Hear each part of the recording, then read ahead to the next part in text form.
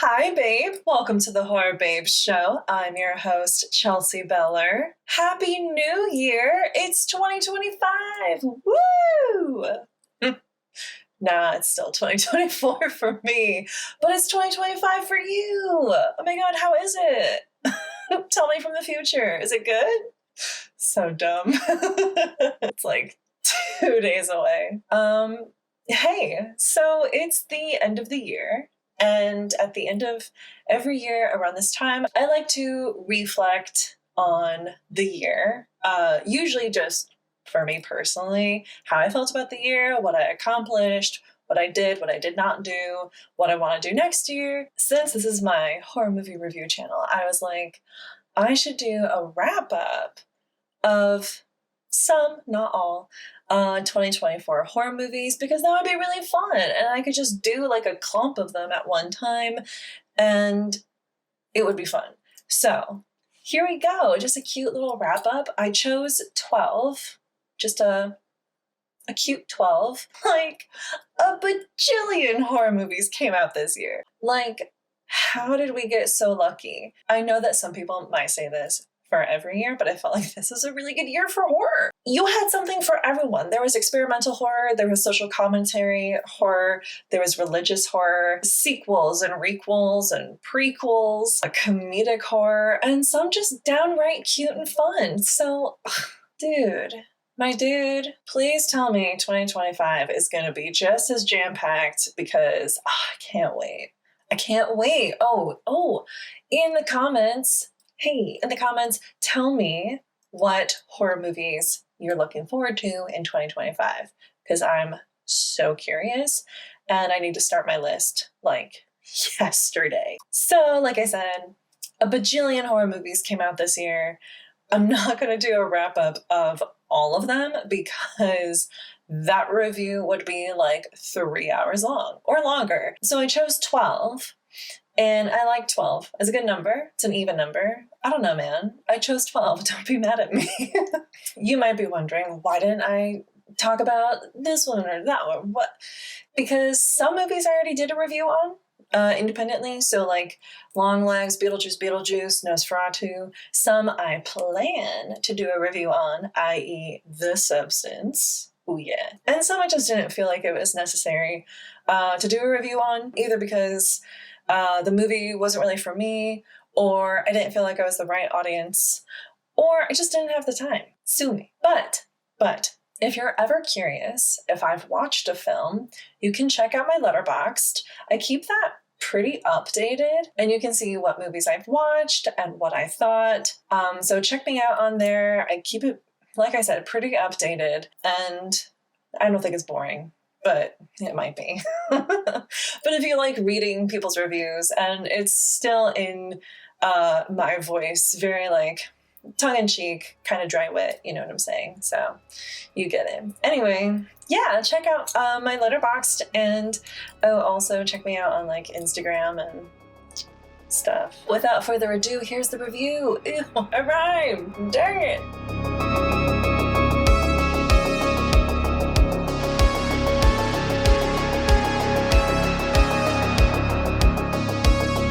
There will be spoilers. Please be advised. Speaking of Letterboxd, do you pronounce the D? I don't know. I do. There's a D. No one said it's silent. I will basically be using my Letterboxd diary entries as my script for this review, but I will be embellishing and riffing, of course, as I go. But again, feel free to check out my Letterboxd. I don't know why I'm pushing this so hard. Look at it. All right. First horror flick, Abigail. Abigail is a 2024 American horror comedy vampire film directed by I always pronounce this wrong. Matt Bettinelli, right? Yes. Matt Bettinelli-Olpin and Tyler Gillette. So I gave this 4 stars, and on Letterboxd it's out of 5. I wrote, great vamp movie. The blood and guts were just over the top enough for me. Just over the top enough. You know what I mean? I like gore. I like it to be a little over the top. I like it to be a little bit like, ooh, like your stomach kind of does a flip inside. I don't mind that. it was over the top enough. There was like blood shooting out of things and splattering on stuff, and you know, it's a vampire movie. Like, what do you expect? The story was great. The performances were beyond enjoyable. Kevin Durand is a joy to watch, and I love Melissa Barrera. She's from the recent Scream, what are we calling it? Trilogy? It's not really a trilogy, but it kind of is. 5 through... What are we at now? The recent Scream movies, you get it. She continuously makes a fantastic final girl. I loved the little girl, Abigail. Oh wait, what was her name? Alicia Weir. Where? Alicia Weir? She was in Matilda the musical. That's so cool. Talented kid. Anyway, a little side step there. It was such a fun concept for a vamp villain because she's a child. I love the fact that she's one of those vampires with the like shark teeth. Like they're all sharp. So she just looks like a piranha coming at you. She was so great. I would have loved it more if the plot was a tiny bit simpler. The fact that her father is behind it all was a bit of a letdown, which is totally true. I didn't like his reveal at the end. I felt like it was totally unnecessary. I was like, who's this? Who's this guy? Why did he appear in the last like 15 minutes of this movie? Maybe even 5 minutes. And I quote, just to let the ballerina be the bloodthirsty bitch. Just let the ballerina be the bloodthirsty bitch.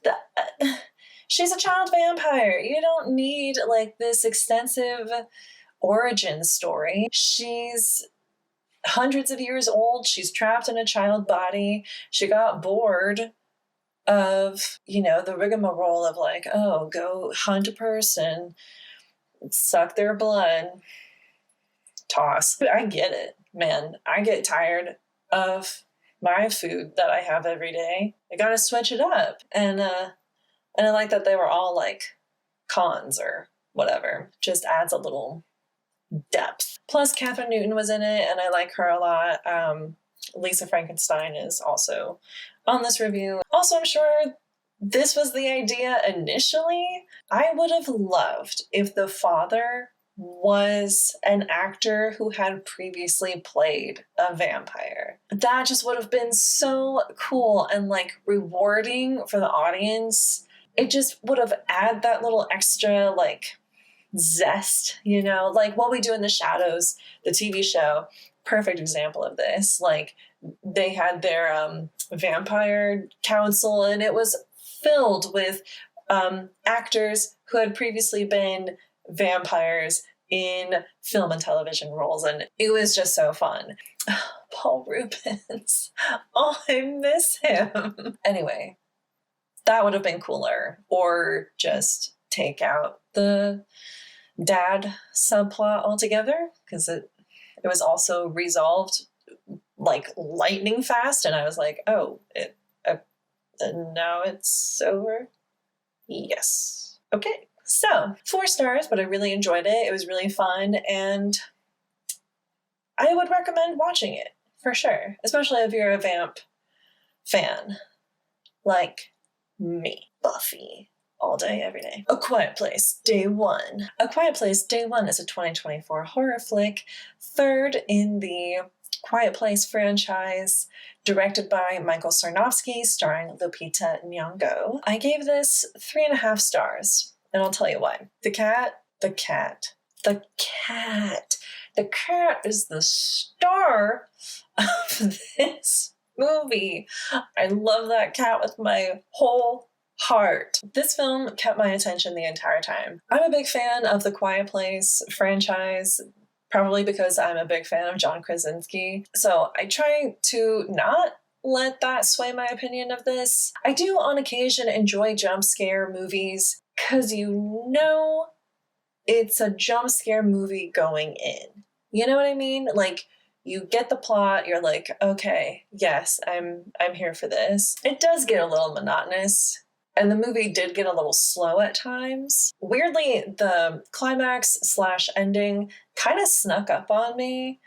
And I was like, oh, we're here. Okay. Oh, is this it? This is it? Is this it? This is it? Where's the cat? But I still really enjoy the concept, and I think Lupita Nyong'o can do no wrong. No wrongo.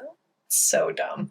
I think she's phenomenal in everything she does, and I also really loved Joseph Quinn. His performance was really good, and I really liked him in Stranger Things. The cat, I keep mentioning this damn cat, but I fucking love this cat.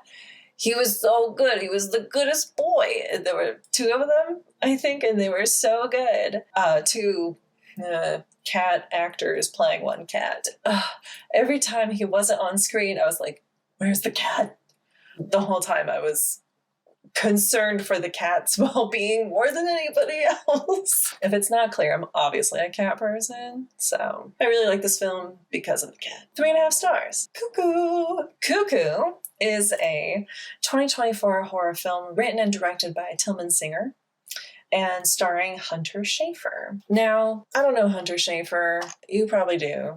She was in the Euphoria series that I did not pay any attention at all to. Sorry. She was very good. She did a very good performance. I totally see why she was cast in this role. I just don't think this movie was for me. I gave it 2 stars. I'm a huge fan of the vacation goes awry trope in horror movies. It's great. It never fails. Evil Dead, Midsummer, I Know What You Did Last Summer, blah, blah, blah, blah, blah, blah. So many. This one just left me confused and disappointed, sadly, even with Dan Stevens and his impeccable German accent. Was it impeccable? I don't know. I don't know if this will make sense to anyone out there, but I was kind of expecting a similar tone to Ready or Not, because in Ready or Not, she's in an unfamiliar place with unfamiliar people, except like one person, and it turns out everyone is the antagonist, and she has to like final girl her way out of the situation. Felt like this film was going to have that kind of vibe. Once we kind of got into it, I was like, oh, I think I see what's going on here. But no, the tone was a little here and there, couldn't quite place it. I didn't really see a reason for the younger sister, Alma, I think her name was, to be mute. I was just confused. And here's the thing, if you haven't seen it, I honestly, at the end, I was like, I have to look this shit up. Someone explain what I just watched. And thank God no one else knows either. Like, no one. We're all on the same page. Like, even the director, Tillman Singer, is like, yeah, you can put any commentary on it that you want. What? No. As a writer, I demand to have that at the forefront of the plot. Please. Why? So that was frustrating to learn. But whatever. I don't care. Do better. I will say the end scene with Gretchen and Alma, when they like come together as sisters, like, it's just a really sweet moment. I thought that was actually really precious, but it wasn't the payoff I was looking for. You know what I mean? You get it. Now we're on to The First Omen, a 2024 American supernatural horror film directed by Arkasha Stevenson. It is the prequel to the 1976 The Omen. I loved this movie. I gave this movie 4.5 stars, and I put a heart on it. I really liked this movie. I thought it effortlessly grasped the tone and the aesthetic of The Omen. It was just done so well, and it was filmed so well. It was like beautifully filmed. I think it was filmed in, Italy? The score was perfection, absolute perfection. And the choral music, it was all just, it provided so much ambiance and tension at the same time. It was just like really putting you there, like in the world of The Omen. The body gore, which almost gave it an NC-17 rating, was fantastic. It was phenomenally disgusting and horrifying. I could not tear my eyes away. My one note, though, is at the end when she gives birth. They really hit home that, yes, this is Damien. Oh, is it Damien? Yes. Yes, it's Damien. Yeah, we get it. It makes me feel like they think the audience is really dumb. And we're not that dumb. We get it. We know. It's called The First Omen. Yeah. Other than that, absolutely masterful. I would watch it again. In fact, I think I will watch it again. But also, it's great as a standalone and as a prequel. Really, truly recommend. If you haven't seen The Omen, that's totally fine. You can watch this too. But I would recommend watching The Omen either before or after. Doesn't really matter, in my opinion. In a Violent Nature. In a Violent Nature. I give this movie 4 stars. In a Violent Nature is a 2024 Canadian slasher film directed by Chris Nash. Perfect title. Great monster. I loved the way it was shot. I really enjoyed this movie. I gave it 4 stars. I'm biased towards Cabin in the Woods movies. I just love Cabin in the Woods movies. I don't know if it's because I'm a tree hugger or what. Like, I just love, I love woods. I love cabins. I love spooky things. It's the Venn diagram of all the things I love. It's another vacation gone awry horror movie. The creature, monster, is so good. In case you don't know, you are watching this film from the POV of the monster, which is wild. Like pretty much almost the whole time we're POV the monster. So cool. And there's like no music. Like there's some music that like the I almost call them kids. They're not really kids, but the cabin dwellers, the vacationers, listen to. But like throughout the film, there isn't that. You're just in the woods with this creature going, oh my God, where are we going next? What did he just pick up? Is this all for a necklace? Yes. Which I get it. I'm like, this is such a cool spin. I love this. Take away the music, it like sinks you even deeper into this character and into the story. I ended up feeling kind of sympathetic for him, which is weird because that like rarely happens. I mean, I guess it does happen on occasion, but I just thought it was so interesting. Like I don't ever condone anyone killing anyone, but hot take, I totally got it. I was like, yeah, they stole his necklace. They stole this necklace that his father gave to him from his mother.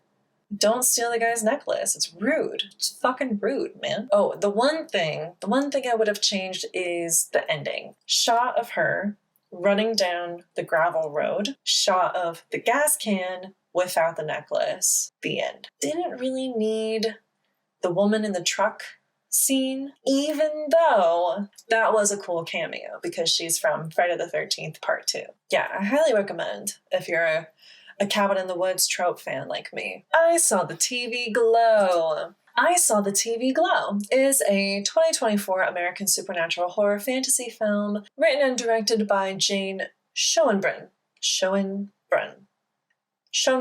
I looked that up. Yes, I did. I gave this movie 4 stars. I thought it was beautiful. Oh my God. If you want to watch a horror flick just for the eye candy, do it. This is such a beautiful film. Fantasy definitely encompasses this film or describes it a little bit better. There's horror elements. I wouldn't call it a full-fledged horror by any means. You don't really have any scares. You have some creepy and shock elements, but it's not real horror. It's definitely more of a social commentary kind of film, which I totally dug. totally dug. Also, so I didn't know anything about this movie going in, and I'm starting the film up, and I'm like, oh, this font, this like credit font is very familiar. That's funny. And then, oh, the TV show they're watching, that kind of reminds me of this show, but it's probably unrelated. And then, oh wait, this actress is from this TV show, the TV show being Buffy the Vampire Slayer. I'm a huge Buffy fan. I could watch Buffy every year for the rest of my life. And I loved that they added these elements from Buffy into this movie because Buffy is the show about embracing and accepting who you are as you are. And this film is about that too, but with the most depressing ending. I could have cried all night. Like, holy shit.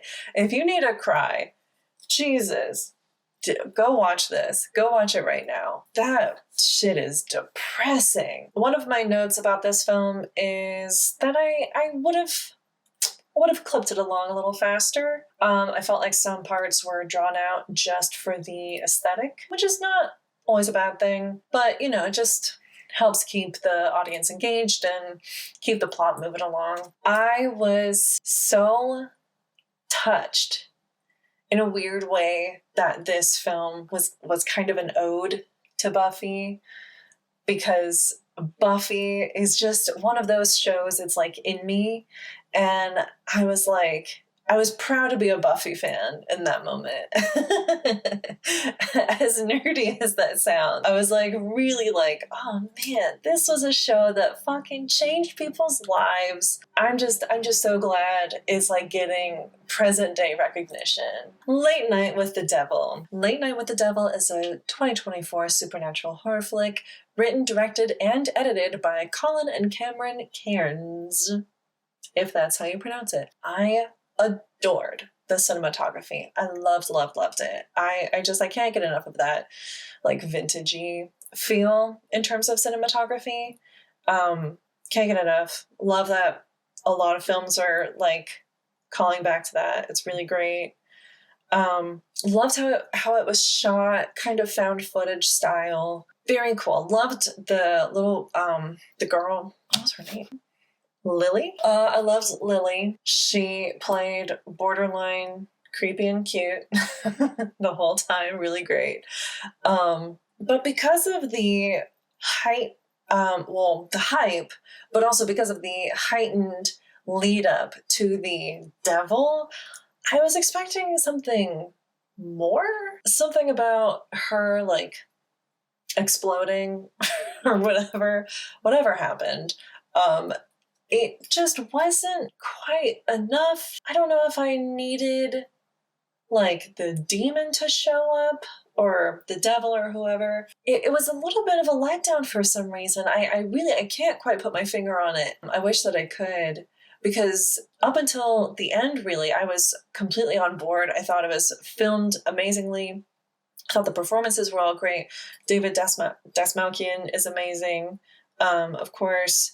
But yeah, there was something about that ending that just didn't jive with me. I was like, okay, and that's how it ends. Interesting. But overall, it was just a very well done film, and it possessed my attention the entire time. Little demon humor for you. Lisa Frankenstein with Kathryn Newton. Lisa Frankenstein is a 2024 horror comedy film directed by Zelda Williams, daughter of Robin Williams, just in case you didn't know. I thought that was a cool little tidbit of trivia. I just thought this was adorable. I thought it was so cute. Like, once you get into it, once you are in like 10, 15 minutes of it, you're like, oh, I get it. I see where we're living right now. It definitely feels like the 2020s version of Edward Scissorhands, which is one of my favorite films. I love that movie so much, and this totally had that kind of vibe. Just cute and endearing with a little splash of like spooky and a dash of romance. That's what I wrote. Catherine and Cole are delightful to watch as they become friends, as they murder people, as they fall in love. I loved how the creature became more human as time went on. There were some, like, aesthetic and character choices that were made that I just thought were perfect. It definitely felt like Tim Burton inspired, you know what I mean? Just a sweet movie. If you like a horror comedy romance kind of film, definitely go watch it. It's actually very sweet and has a very sweet ending. Maxxxine. Maxxxine is a 2024 American horror film written, directed, produced, and edited by Ty West. What can't this guy do? I enjoyed this movie. I gave it 3 stars. It didn't work as well for me as much as the previous 2, Pearl and X. I think Mia Goth is fantastic. Also, I love her name. I think she's beautiful. She's incredibly talented. She does a great job. It's just her character wasn't really there in this film. We built up this whole character and origin story, and then this just didn't have the payoff I was expecting. Again, a very well shot film. Very well shot. I mean, Ty West has proven over and over and over again that he can shoot a period piece exquisitely. I just felt like her character fell a little flat and the plot was a little weird. In my ideal world, I would have wanted Maxxxine to kind of just let loose in Los Angeles, as if she was one of the serial killers of the time. And it didn't have the slasher feel that the other films had, which is not a problem. Of course, segments of a franchise can be slightly different genres, still under the umbrella of horror. I mean, we can look at Alien, Aliens, Alien 3, etc., etc. I really would have liked more slasher element. This felt more like an 80s crime drama suspense film. So if that's up your alley, I would really suggest watching it. Also, if you're just a Mia Goth fan and you're a fan of the first 2 movies, I would give it a watch just because it's shot so well. Just because it's Ty West, honestly. But yeah, I gave it 3 stars. I was a little disappointed. It wasn't as, engaging as the first 2. Oddity. Oddity is a 2024 Irish horror film written and directed by Damien McCarthy. Oddity actually surprised me. I wasn't sure. I really felt like I might not like this, but I liked it a lot. I gave it 4.5 stars and a heart. What did I write? When the psycho in the asylum is the doctor. I mean, he was such a psycho. I will never understand. Why would you try to kill your spouse? You can get a divorce. Just get a divorce. But this actually scared me. There were great scares. There was great tension building. Great like haunted house vibe. Definitely a haunted house trope film. I didn't hear that much about this film going into it, which is good because I was pleasantly surprised. I thought it was really well done, and I loved the woman in this. What is her name? Carolyn Bracken. Carolyn Bracken is amazing. I think she's phenomenal. She plays a great, like, creepy, but like totally self-assured blind woman. She was so enjoyable to watch, and I loved that the creature is actually on the protagonist's side. That was such a weird little like spin. It was really cool. It's a really cool film. It's just a little different, which I like. I like when things are a little bit different. I thought the characters really well developed, and the score really set the tone. Yeah, the last line I wrote, because she loves me, bite me. The doctor was such a dick. Such a dick. Oh, God. Good film. Stopmotion. Stopmotion is a 2024 British live-action, adult animated, psychological horror thriller film directed by Robert Morgan. Stop motion. So my friend Sam, hi Sam, told me to watch this because she didn't want to watch it, but she wanted to know what it was about. So here it is. It's creepy. Oh, it gives me that like bugs crawling on your skin kind of feeling. Just really ick. There's something about the way they created those little stop motion dolls, if you can call them that, creatures. They look disgusting. And absolutely disgusting. But the thing is, on its surface, this film is about a young woman creating her own stop motion film, but the stop motion seems to take over her life and her sanity. At its core, this film is about a young woman undergoing the loss of her controlling mother and her complex emotions surrounding that loss. I wrote, it's deeply troubling, trippy, grotesque, and emotional. I think I may have cried at one point once I realized, like, oh, she's grieving. But in a way no one really wants to talk about, if that makes sense. Because there's the grieving that you're sad someone is gone type of grieving, and there's the grieving that is so much more complex than that. You're sad they're gone, but you're also relieved. Yeah.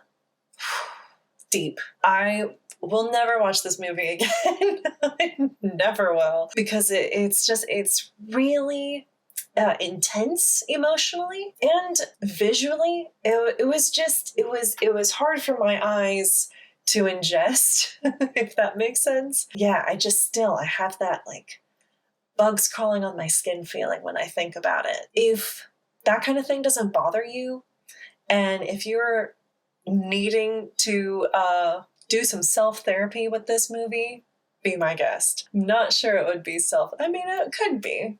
It could be. Last one! We made it! Last one. Tarot. Tarot is a 2024 American supernatural horror film written and directed by Spencer Cohen and Anna Hallberg, their feature film debut. I'm going to tell you exactly what I wrote here because I actually held back. I gave this movie 1 star. 1. And I said, I am so glad I didn't spend money to watch this in theaters. Terrible movie. Terrible. The cinematography was done well, but that's it. I understand this was the director's directorial debut and they also wrote the film. I would have suggested they get help from more seasoned writers. The story barely made sense and wasn't rooted in actual tarot knowledge or history. The characters were surface level at best. I was bored from the beginning. Still waiting for the day a horror movie involves tarot or witchcraft in a historically accurate light or a positive light at best. Sigh. Is that too harsh? I'm sorry. But oh my god, this was one of those times where I watch a horror film and I, honest to God, feel like I wasted 2 hours of my life. Just completely wasted. I did not like this movie at all. Unfortunately, I remember quite a bit of this movie. And every time I look back on it, I'm like, no, I will never watch this again. I will never recommend this to anyone. Like, it is not good. I do not recommend at all.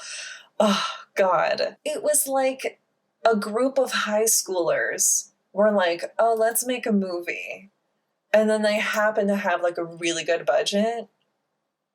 And that's it. These people should have invested their money in a different way. Honestly, I want to know what Rotten Tomatoes says about this film. Okay, yeah. Rotten Tomatoes gave it 1 star. 17% tomato meter, 57% popcorn meter. Yeah. It's just not good. And I feel so bad because your directorial debut, like, you don't want it to be that much of a flop, but this, oh my God, how much money do they put into this? No, I'm just like morbidly curious. What was the budget? 8 million. Yeah, that's like kind of low in today's standards. Reddit calls it a low budget horror movie, and it made 49 million worldwide. Yeah. Don't waste your time. Do not waste your time. Do not waste your time. And that's my 2024 wrap up. But wait, there's more. Here's the real question. The best movie I watched this year? Great question. Let me answer that. I can't answer it yet because I haven't seen The Substance yet. And I just really feel like that's going to be in my top 5 at least for this year. But Nosferatu, oh, it's so good. If you haven't seen my review of Nosferatu, please go give it a watch. I'll put it up here and down here. That movie is so good. It came out Christmas Day. It came out a week ago. So go watch it. Oh my God, go watch it. It's so exquisitely good. It's a great horror film. It's a great gothic horror film. It's beautiful. The performances are amazing. Like, just go watch that. That is my number one 2024 horror in terms of wide release. However, I have to say, in terms of independent feature films that I watched this year, The Beldam. If you haven't seen my interview with Angela Goldner, who wrote and directed The Beldam, please go watch that as well. That's absolutely on my top 5. I'm going to put it on my top 4 on Letterboxd. It also extremely good. Extremely good. Very well done. So, yeah. Dude, what a year! 2024! Oh my God, I can't believe this year is over. It went by so fast and also kind of slow at the same time. It's like weird. I didn't get to see a lot of movies in theaters because financial reasons and time reasons. I was working a full-time job the first half of the year, and then I was unemployed the last half of the year. So personally, I just had one hell of a year, but it's been so great. I've spent the last half of this year just doing stuff for this channel, and it's been so rewarding and so fun. And I love all of you so much. You guys are everything. You're my horror community. You're my horror babes. So thank you so much for being here. I'm at over 500 subscribers now, which is wild. It's wild. If you haven't subscribed, please do so. Give this video a like and comment below what movie is your number 1 from this year, because I really want to know how you guys felt about the 2024 horror movies. Yeah, it's been so rewarding to meet you all this year virtually. I can't wait to meet more of you and read your comments and learn more about how other people feel about these movies and the horror movies to come. So you guys are so great, and Happy New Year. Oh, also, I'm starting a new segment where I read ghost stories on the air. So please, if you have a ghost story, email it to me, horrorbabeshow@gmail.com. I'll read it on this new segment as soon as I have a few. So yeah, we'll see how that goes. I'm really excited for it. All right.